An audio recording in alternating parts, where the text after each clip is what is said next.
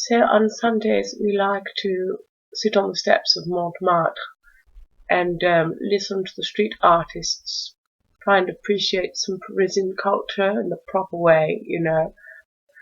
And I had this epiphany last week when I was sitting there and a harpsichord player was, doing some Baroque music. How on earth did they get the harpsichord up to the Montmartre?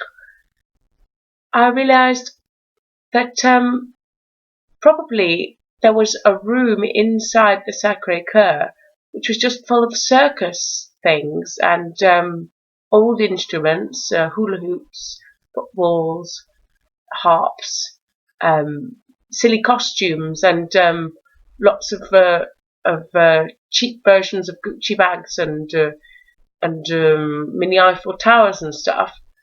And probably all the tourist sellers and entertainers just go there and pick up their stuff before they lay it out, because it wouldn't make sense for them to carry it all the way up, would it? That must be the way it works. So sometimes on a nice day in Paris, I like to just stay home, because, when it gets hot here, it gets a bit smelly. It's not the cleanest city, and it has to be said that the French are not the cleanest people. I know it's a bit of a stereotype, but actually, it's true. One thing I've always loved about Paris is going down to the Canal Saint-Martin. During the summer, it's just packed with people, but you can always find a spot. That's what's so great about the place. It can be filled with racailles and hobos and general Parisians, and you can still have a nice time there, unlike other parts of town. It's just the apartments. They're so fucking small. Half the time, you can make your dinner, have a shit, and watch a film at the same time. You don't have separate rooms; it's just like all in one. And sometimes, you can't hardly get through the door because you open one door and it completely blocks off the other room because there's no space. Whenever my mother or any of my friends come to visit me in Paris, I always like to take them to that restaurant Chartier, the one that's down at Grand Boulevard to Faubourg Montmartre, and it's like a big, massive, old-fashioned French restaurant. It's really cute. They write the menus on the tablecloths and stuff. I've never seen them do that anywhere else. But it's cute. So I don't know whether they used to do that back in the day, but pretending that is fun for tourists and you know. But there was one thing that my mother brought up last time. Because there's a big long queue to get in there. She's like, oh, it's like waiting at the post office. And I thought, actually, yeah, there are no other restaurants in Paris where you queue up like that. Like, why do they do that here at Chartier? And I realised they do it here at Chartier because they can get away with it. You put foreigners in a queue and they'll just queue politely, nicely. You put Frenchies in a queue and it'll obviously turn into a greve or a manifestation or something. French people just can't keep their cool, can they? So it makes sense that doing queues would not make sense for French people. And it makes perfect sense for anybody else.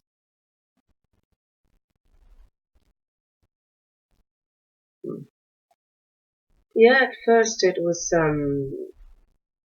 kind of nice to go out in Paris and get picked up in a bar, but after a while you realise that French guys really are slimy bastards, and you're much better off joining a bridge club or a book discussion group and finding some nice expats to hang out with. Yeah, it has its quirky charm when you first arrive, but I wouldn't recommend coming to Paris if you're looking for a stable relationship or a husband. Definitely not. Graham asked me if I wanted to go up to the top of the Eiffel Tower, and I said, sure, if you like. But the thing is when we got there, it was kind of cloudy. I turned to Graham and I said, that was a really fucking stupid idea, actually, wasn't it? So, we went down and we went to dinner, and I talked to him about it all night.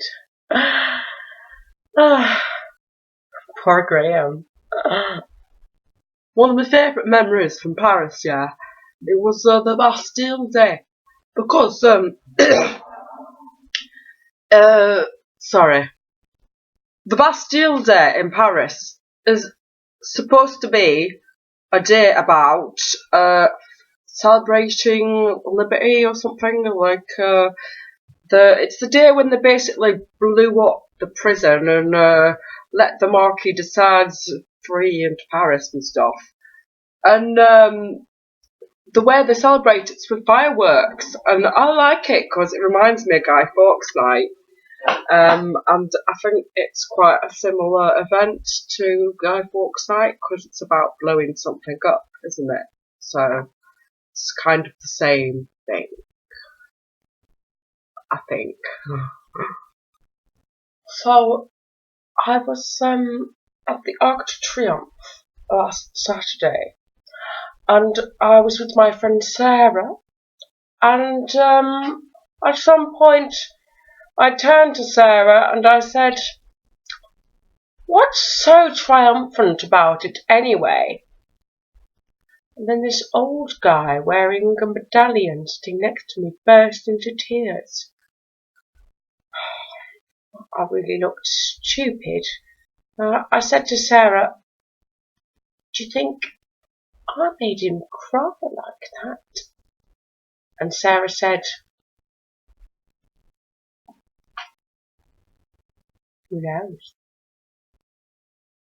Well, I came to Paris because of my boyfriend. I met this French boy, Stefan, at the Download Festival, and he said, why don't you come with me? And so, because I'd fuck all else happening in my life, I thought, well, yeah, why not go to Paris? It's supposed to be a beautiful city and whatnot, innit? Only when I got here, he basically didn't want me. He just said he didn't think I was going to come, and you can't stay here. And then he put me outside. But my mum sent me some money, like, so I could put myself up in a youth hostel for a week or so. And then I found some work, and I've been here 5 months now. It's going all right. I've never seen him again. So strange. And the weirdest thing is, I met like about 5 other girls who all told me the same story. You really wonder about French men. So I'm sitting on a terrace next to Châtelet in like an Irish pub, minding my own fucking business. I'm with a friend of mine, Stephen. And I was just talking to Stephen about Paris and what it's like living here. And this guy interrupts us and starts saying, you English people, you're so ignorant. you don't know the first thing about our culture or our country, or you don't even learn our language, and you come here and you install your pubs, and you don't give a crap about France. So typical.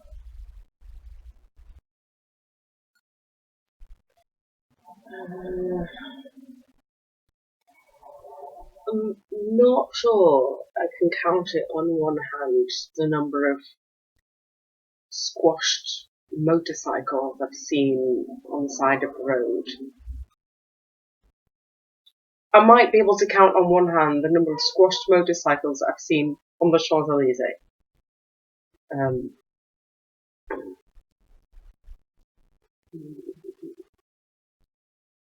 oh my god, have you seen the new cafe at Barbès? It's like it's like being in a completely different city, never mind a different arrondissement. It's like the posh part of the 17th. Jesus. I don't know what's happening to Paris, but it's pretty crazy, isn't it? Before you know it, they'll be selling, I don't know, they'll be selling macarons instead of Marlboro. And you'll be able to get the petit train and go visit the banlieue. I don't know. Just insane, isn't it? Insane. Not only that, I sat down in the Barbès cafe, this new fucking crazy looking cafe, and I ordered a drink that actually had like green vegetables in it. It's like Back to the fucking Future.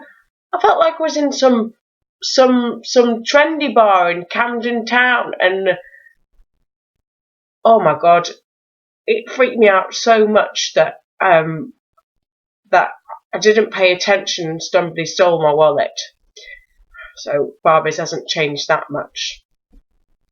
I came to Paris to do research. Yes. No, not anything related to the French culture. I came here to do research on women. Basically, I do feminist studies. We technically aren't allowed to call it feminist studies these days. We call it gender studies, but basically it's mainly focused on the role of women throughout history and society today. I find it fascinating because so many strong women figures come through in literature from France and Paris. But when you meet those French girls face to face, well, I wouldn't say it's not that they're lacking femininity. That it's not that at all. But they tend to have very old-fashioned attitudes about the way things should be, and in a lot of ways, it's quite a retarded country. I like to wear my best shoes when I go walking through Paris because all the French girls, they get dressed in these exquisite clothes. Always dowdy colours, mind, like always wearing black and grey, but they do dress nice. So I put my best shoes when I go through Paris. It makes sense. Oh my god. Oh Jesus. Fucking hell. French administration, man. I don't think I even need to say anything more. French fucking administration. Like, do the French even realise? I think they do. I think they do realise, but they cannot possibly realise to what extent that shit is backwards. Ugh, thank God I'm a European. So my dad came to visit me in Paris last year, and I thought, well, it's the third time he's been here, innit? So it would be maybe nice to show him something a little bit more authentic, like I don't know, somewhere a little bit less posh and a little bit less clean. So I thought, well, I know, I'll take him to like a grunge night. Um, it wasn't such a good idea. Uh, Basically, I took him to the Point Ephemer. I don't know if you know the Point Ephemer, but it's at Stalingrad, and Stalingrad is where all the druggies hang out. And basically, my dad bought some cakes off the street from this grungy looking guy with deadlocks. Not deadlocks, sorry, dreadlocks. And it was space cakes. So my dad got a bit high, and and yeah,